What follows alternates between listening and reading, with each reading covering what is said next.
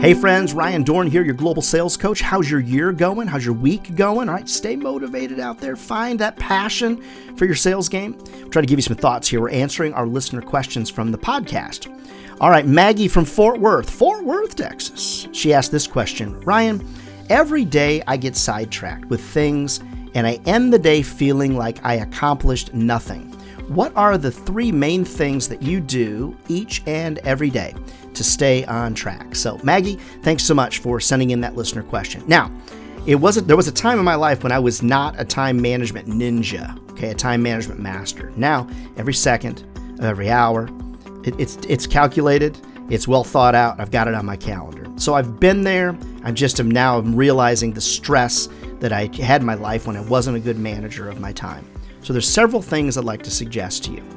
The first and foremost thing is figure out the 3 most important sales tasks of your day and allocate time for those. All right, for me, 3 most important tasks: prospecting, retaining customers, following up on proposals. So I have a time block for each of those things. That time block is on my calendar. It pops up on my phone. It chimes, it rings, it buzzes, it whirls. Don't ignore the time block. That's really kind of one of the first things. The second thing that I do is I grab my phone, I go over to my timer. Okay, so let me go over there now. I go over to my timer. Where's my timer? There's my timer. And I'm going to give myself 20 minutes to work on this proposal. And I click start. Okay, so here's the 20 minutes rolling. I take this, I'm going to set it right over here next to my computer. So I'm staring at it. Okay, I'm holding it now, but you know what I mean. Now, the reason that I do that is because I want my brain to realize that I'm on the clock. People typically perform better when they realize that they're on a time clock. And so I set that here next to me.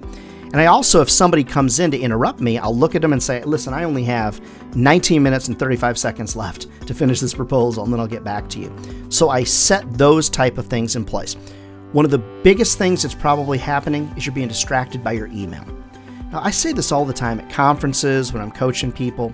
If you become a slave to your email, your day is going to be a firestorm all day. You're going to be a firefighter, not going to be a salesperson. So I don't answer my email instantaneously. I just don't. It doesn't buzz on my phone. It doesn't chime on my computer, not on any of the screens that I have. It doesn't buzz on my phone. Now, I answer email in a timely manner, but I don't answer it in an instantaneous manner. Then the next thing and last thing I'll share with you is I prioritize my emails. So when I look at an email, I don't say to myself, don't do this, Maggie. I don't say to myself, ooh, I'll answer that real quick. Well, that doesn't happen. Typically, what experts tell us and what I've observed and researched, it takes you 3 to 5 minutes, to re-engage with something after you've been distracted. And that might be generous. Sometimes it can take 20, 30 minutes to get back to what you're doing because of a distraction. Email is one of the greatest vampires of time that I've ever experienced, Maggie. So I would really consider not checking your email 24/7, 365. I had a guy I was working with, every time his phone buzzed, he had to look at it.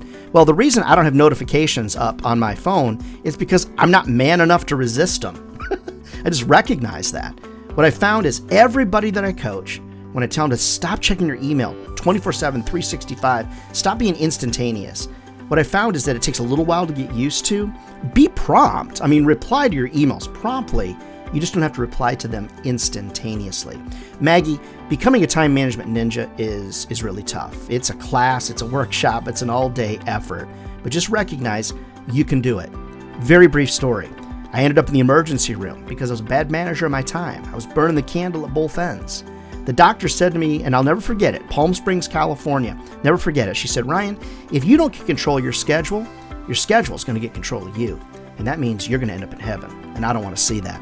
I don't want to see that for anybody either. So take it from good old Ryan Dohrn here, sales guy. Hey, get control of your schedule, time block, become a better manager of your time, and don't instantaneously respond to every single email. And Maggie, I think at the end of the day, you'll feel like you got a heck of a lot more done.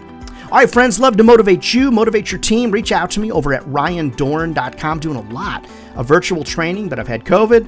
I'm ready to get back out on the road, so I think I'm safe coming to your office. So reach out to me, ryandohrn.com, and don't forget, friends, if sales was easy, everybody be doing it, and they're not. So we're either crazy, which is possible, or we found careers that'll feed our families for a lifetime. All right, friends, God bless you. We'll see you next week.